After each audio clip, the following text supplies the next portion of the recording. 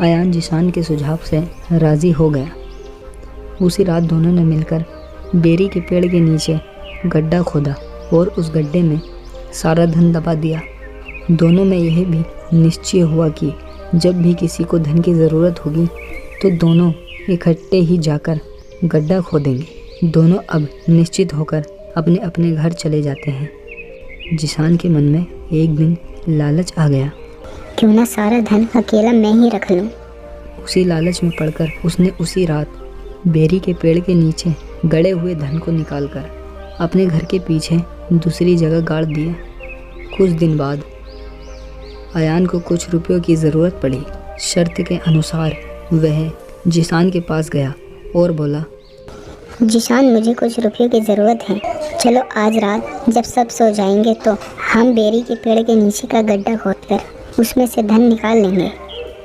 रात को जब दोनों बेरी के पेड़ के नीचे खोदने लगे तो देखा कि सारा का सारा धन चोरी हो गया है।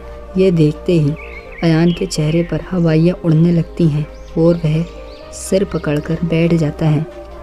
जिशान दुखी होने का नाटक करने लगा। अयान को समझ नहीं आ रहा था कि हमारे धन यहाँ गड़े होने का राज हम दोनों के अलावा किसी और को नहीं पता था, लेकिन यहाँ से धन कैसे गायब हो गया। हमारी किस्मत ही खराब है। शायद किसी ने हमें धन गाड़ते हुए देख लिया होगा। जब अयान ने पुलिस बुलाने की बात की तो जिशान बोल उठा, अरे इसमें पुलिस क्या करेगी? वो चोर तो पकड़ेंगे नहीं, उल्टा हमको ही दोष देंगे कि धन ज़मीन में क्यों गाड़ा था। जिशान की यह बात सुन अयान को कुछ अजीब सा लगा, कुछ शक सा हुआ। उसने शक दूर करने के लिए कहा, चलो पुलिस छोड़ो, हम पंचायत बुलाते हैं। तब भी जिशान आनाकानी करने लगा तो अयान का शक और गहरा हो गया। क्या उसके बचपन के दोस्त ने उसे धोखा दिया है? यह बात रह रहकर उसके दिमाग में चलने लगी। दिल नहीं मानता था, लेकिन उसकी बातें उसकी तरफ ही इशारा कर रही थी।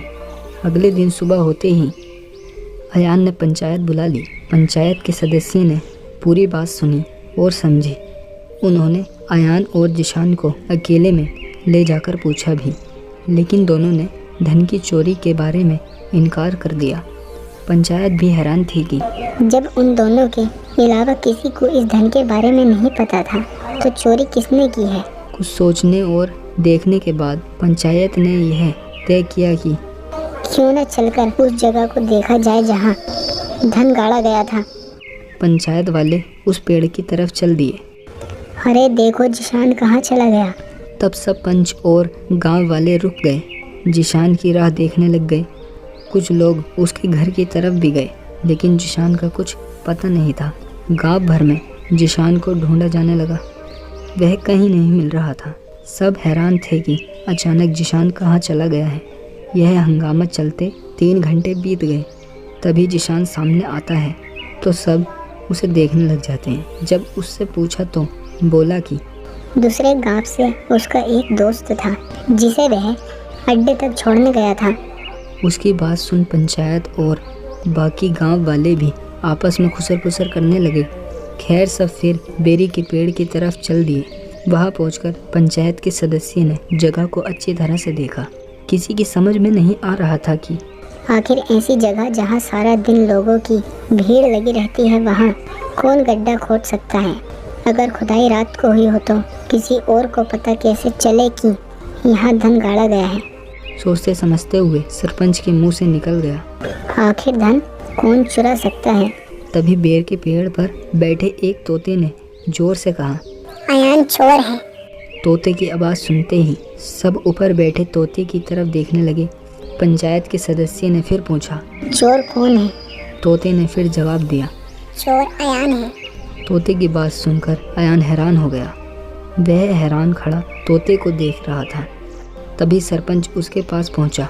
मैं जानता हूँ चोरी तुमने नहीं की है, तो यह तोता मेरा नाम क्यों ले रहा है। लोग तो तोते को ही सच मानेंगे। भाइयों चोर मैंने पकड़ लिया है। चोर का नाम जिशान है। पर सरपंच जी, तोता तो झूठ नहीं बोलेगा, वह तो वही कहेगा जो उसने देखा है। भाइयों तोता कभी अपनी तरफ से हमारी भाषा बोल सकता है, वह तो सिर्फ उस बात को दोहरा देता है जो उसे रटाया जाए। मुझे किसी ने अयान चोर है ये नाम लेने को बोला है, तो तोते को यह किसने रटाया होगा? जिशान पंचायत से 2 घंटे जो गायब था, वह उसी समय तोते को पढ़ाने आया था। यह सुन सब जिशान की तरफ तीखी नज़रों से देखने लगे तो जिशान का मुखौटा चकनाचूर हो गया। उसने चोरी करने की बात स्वीकार कर ली और अपने घर के पीछे गड़े सारे धन को बता दिया। यह कहानी आपको सही लगी हो तो हमारे चैनल को सब्सक्राइब करें और इस वीडियो को लाइक करें, साथ ही कमेंट करें। Thank you.